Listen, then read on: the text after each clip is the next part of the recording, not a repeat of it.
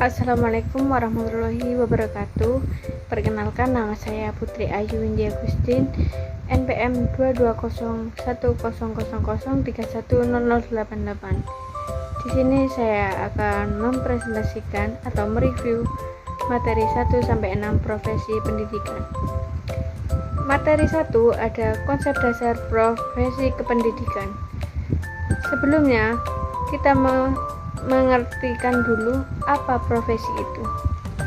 Profesi pada hakikatnya adalah suatu pernyataan atau suatu janji terbuka yang menyatakan bahwa seseorang itu mengabdikan dirinya pada suatu jabatan atau pelayanan karena orang tersebut merasa terpanggil untuk menjabat pekerjaan itu.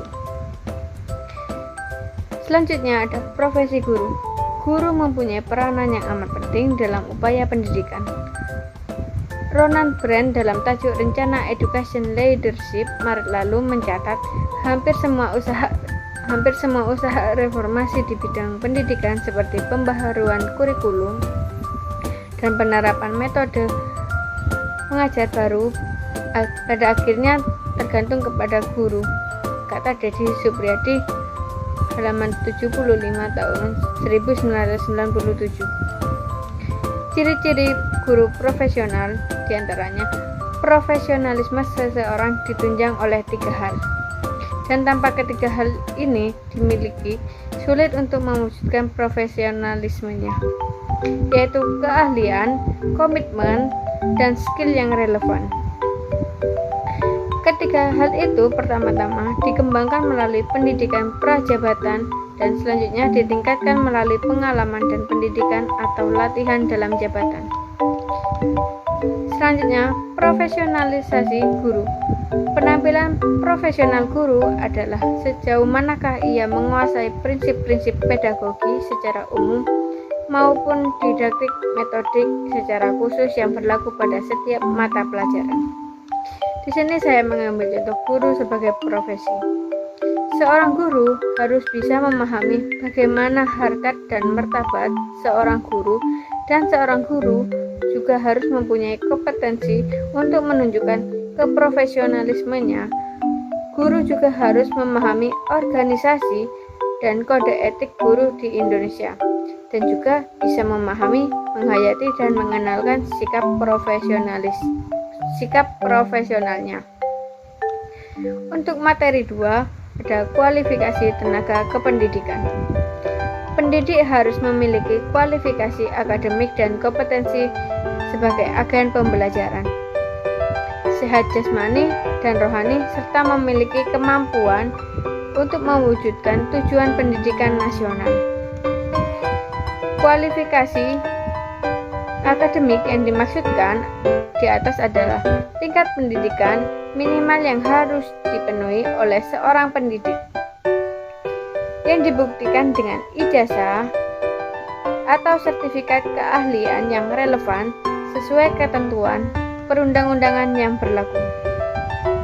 Kompetensi sebagai agen pembelajaran pada jenjang pendidikan dasar dan menengah serta pendidikan anak usia dini meliputi kompetensi pedagogik, kompetensi kepribadian, kompetensi profesional, dan kompetensi sosial. Pendidik meliputi TK, SD, SMP, SMA, SDLB, SMPLB, SMALB, SMK atau MAK.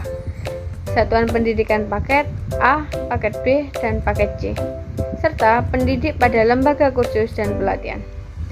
Tenaga kependidikan meliputi kepala sekolah atau madrasah, pengawas satuan pendidikan, tenaga administrasi, tenaga perpustakaan, tenaga laboratorium, tenaga teknisi, pengelola kelompok belajar, pamong belajar, dan kebersihan. Untuk materi 3 ada mengidentifikasi kompetensi guru. Definisi kompetensi guru yaitu kompetensi berasal dari kata kompetensi, dari bahasa Inggris yang berarti ability atau kemampuan, capability atau kesanggupan, proficiency atau keahlian, qualification atau kecakapan, eligibility atau memenuhi persyaratan readiness, kesiapan, skill, kemahiran, dan adekuensi kepadanan. Marshall 1994. Jadi, kata kompetensi dapat diartikan sebagai suatu kemampuan yang memadai untuk melakukan suatu tugas atau suatu keterampilan dan kecakapan yang disyaratkan. Kompetensi sebagai karakteristik seseorang yang berhubungan dengan kinerja yang efektif dalam suatu pekerjaan. Standar kompetensi guru berdasarkan Undang-Undang Nomor 14 Tahun 2005 tentang guru dan dosen.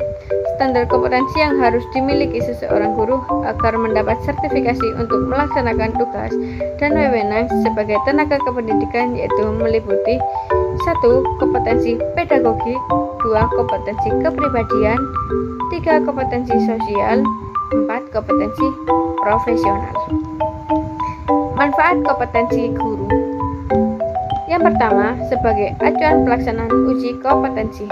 Yang kedua, penyelenggaraan diklat dan pembinaan maupun acuan bagi pihak yang berkepentingan terhadap kompetensi guru untuk melakukan evaluasi pengembangan bahan ajar dan sebagainya bagi tenaga kependidikan.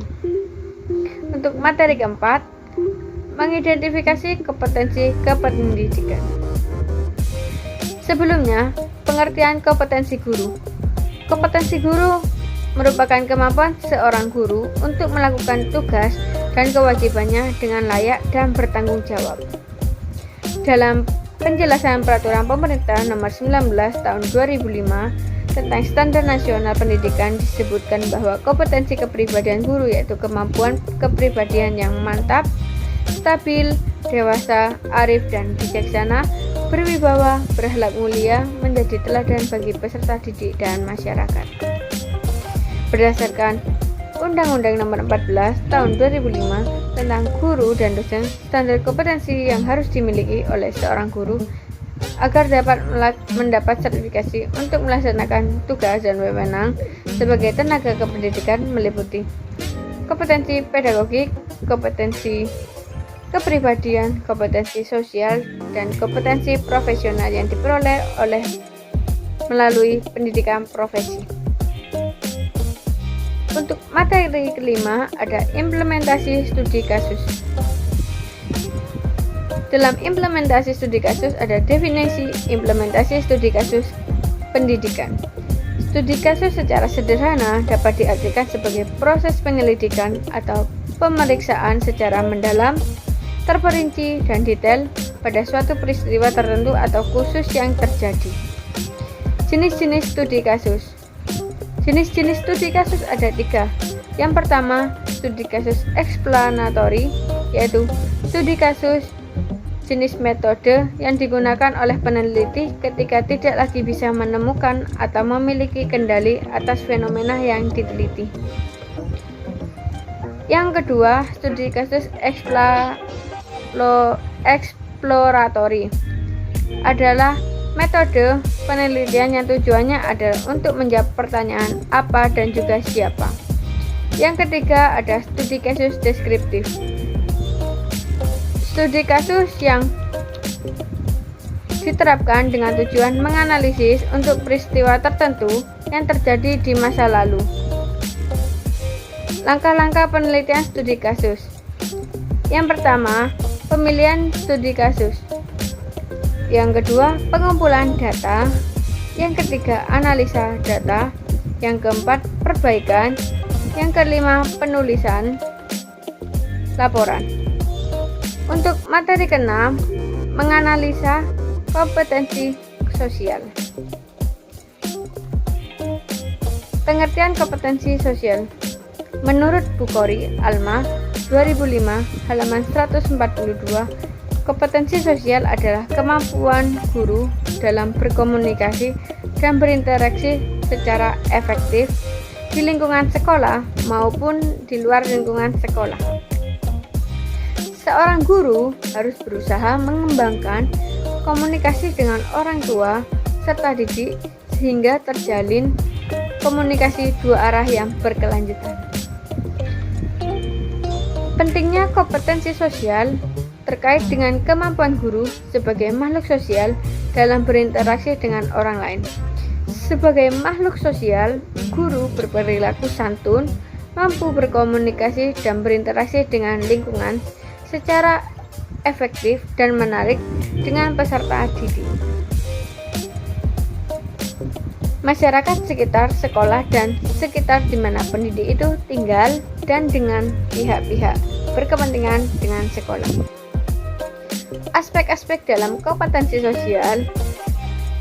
sosial Guloto DKK 1990 mengemukakan beberapa aspek kompetensi sosial.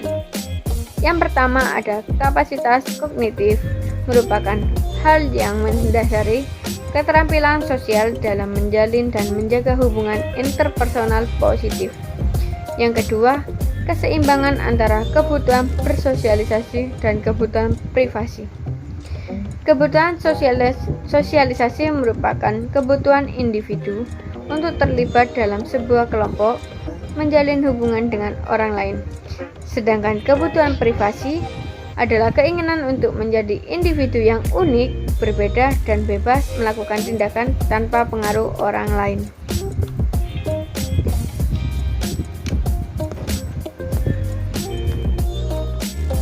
Untuk yang ketiga, keterampilan sosial dengan teman sebaya merupakan kecakapan individu dalam menjalin hubungan dengan teman sebaya sehingga tidak mengalami kesulitan dalam menyesuaikan diri dengan kelompok dan terlibat dalam kegiatan kelompok. Sekian presentasi dari saya atau sekian review materi dari saya. Apabila ada kurang atau lebihnya, saya mohon maaf. Wabillahi taufiq wal hidayah. Wassalamualaikum warahmatullahi wabarakatuh. Semoga bermanfaat.